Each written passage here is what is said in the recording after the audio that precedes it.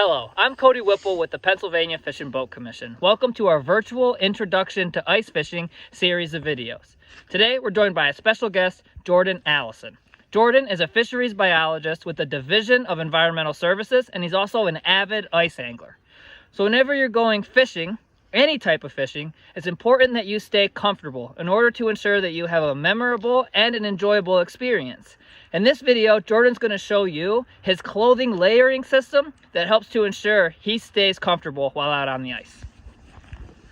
Hi everyone. So when you're going ice fishing, your level of success is often dependent on how comfortable you can be, because oftentimes you're out in inclement conditions. On an open water habitat like the lake, it's often windy, it's generally cold below freezing, and you want to make sure that you are properly clothed so that you don't get too sweaty while you're getting onto the ice. So what I actually like to do is I like to start with a merino wool base layer. So this is a merino wool long sleeve, long underwear top, and also a bottom as well. That is approximately 250 grams per meter squared, which is essentially your middle weight long underwear. I also have some wool blend socks with a cushioned sole that allow my feet to sweat, but then the wool actually wicks the moisture away. And one important feature about the wool base layer that I wear is that the properties of wool is that it stays warm even when wet. So this is a good choice for your bottom base layer. The next thing you like to do is include your mid layer, which for me, I'm just wearing jeans today, but a good option as well is for men or women is some type of legging or a synthetic material such as sweatpants or something that's comfortable to wear under your outer layer. For me, that mid layer is generally a synthetic type athletic t-shirt like this one. You can see the nice Fish and Boat Commission logo.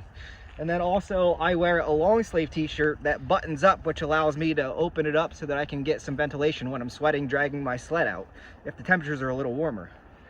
The other part of the mid layer that I wear is a nylon shell, and what this does is it keeps me kind of a middle insulation layer, and it also is windproof, so when it's too warm to wear my heavy jacket, I can just wear this and it keeps me protected from the elements. The next things that you're going to want to be worried about is keeping your feet warm. Most people have trouble with their extremities, so as you know, keeping your core warm makes a big difference in how warm your digits stay, your fingers and toes.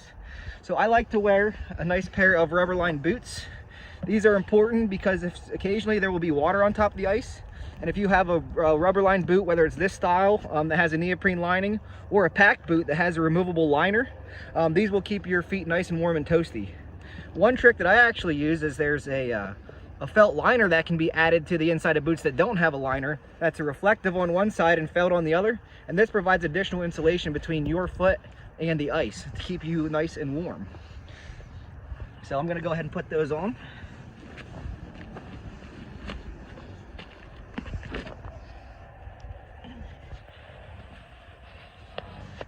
So after you're sufficiently insulated, the next thing you want to do is you want to make sure you have your outer garments on, which are important for protecting you from the elements such as wind or snow.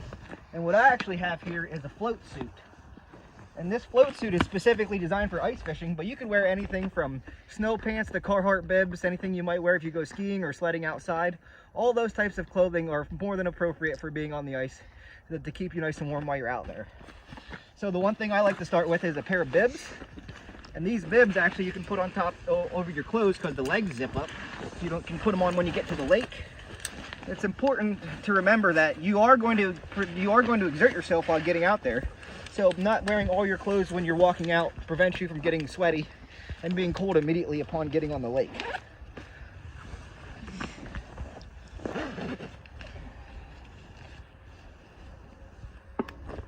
So now that you have part of your outer layer on, the next thing is to keep the rest of you warm.